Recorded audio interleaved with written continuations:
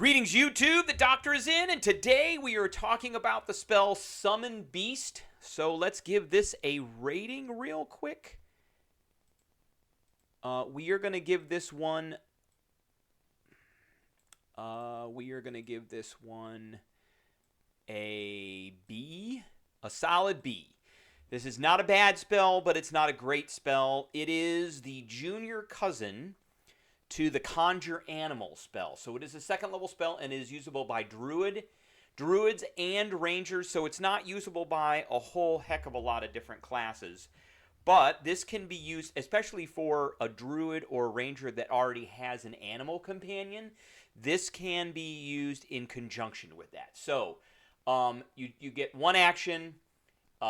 It summons a beast within 90 feet. It requires a verbal, somatic, and material component, which is a feather, a tuft of fur, or a fishtail inside a gilded acorn worth at least 200 gold pieces. Now, it doesn't say that goes away, so according to the rules, that does not go away. So that's your spell focus, but you have to have that spell focus. And you can reuse that over and over and over again to cast this spell. But you do have to have it. So there is a cost to this spell as well, which is 200 gold pieces. And it lasts an hour. It is a concentration spell. And this pretty much is a spell that you want to maintain concentration on as much as you can. I'm going to say, is it worth upcasting? Well, that just depends. That depends. So you can upcast this, and the stat block for the bestial spirit increases based on the level of the spell that you upcast this to. So, if you were to just cast this at second level, the creature would have an armor class of 13. It would, if it was air, and it's a small beast too, so you can't ride it. It would have, if it's air, it'd be like a hawk spirit, and it's gonna have 20 hit points. If it's land or water, then like land is going to be like a wolf or like an ape of some kind, like a small monkey or something. And water is going to be like a big fish or like an octopus or something. But if it's water or land, it has 30 hit points. It has a 30-foot speed no matter what, and if it's land, it has a climb. If it's air, it has a fly, but it doesn't have fly. Oh, it does have flyby for air, too, so that's another thing. And then if it's water, it has swim.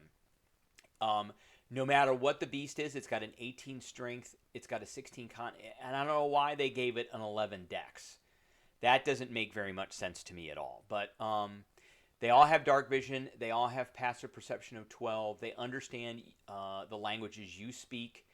And they have a proficiency bonus equal to your bonus, whatever that may be. So if you are a 9th level caster, then your proficiency bonus is a +4.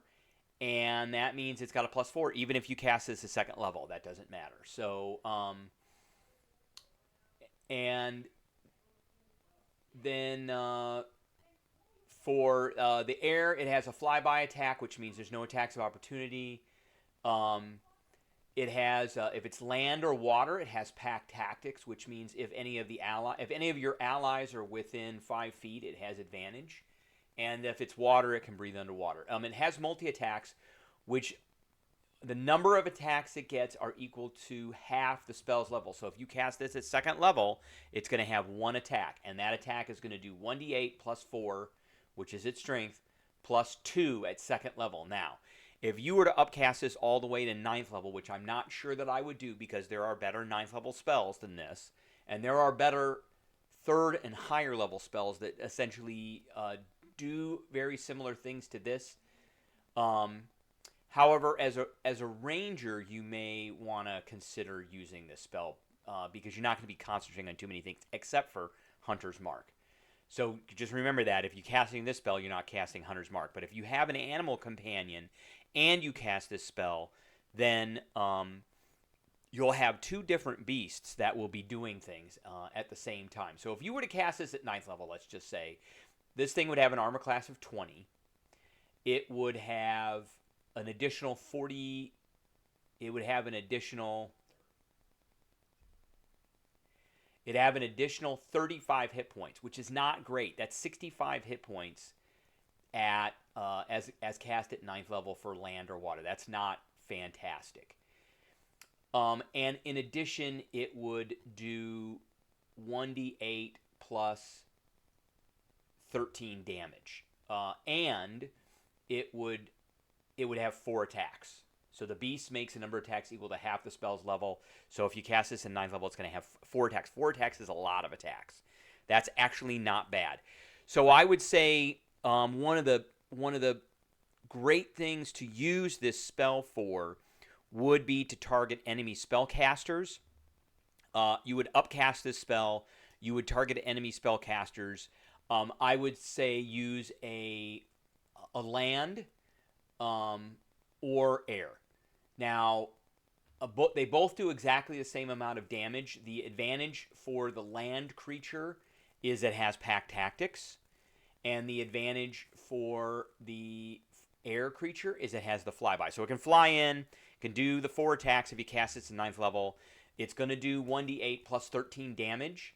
So on average, it's going to do about 17 damage. But what's going to happen is it is going to have a spell attack modifier, which is going to be pretty high if you're casting 9th level spells.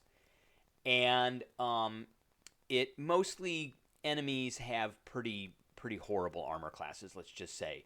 But if it's an enemy spellcaster, it's going to have a pretty bad armor class to begin with, unless it's got shield. So you're going to cast this. It's going to come in. It's going to do its 4 attacks. It's going to fly away. No attacks of opportunity. If it hits 4 times, it's going to trigger 4 concentration checks if you have an enemy spellcaster that's concentrating. The same thing with a land creature who has pack tactics. It's going to attack 4 times at advantage if an ally is near it. And then it's going to trigger 4 separate concentration checks if that thing is concentrating. And usually that is one of the things that you want to do. So I actually think there are uses for each one. I would say the least useful one is probably the water one, unless you're doing a water adventure. Then that might be advantageous to have it go and scout out and do things like that. Remember, you don't see through this creature's eyes. So, it has to come back and it has to report to you. All right, that's what I got for everybody today. Don't forget to hit that subscribe button. Don't forget to hit that like button if you like this video. And I will catch everybody later.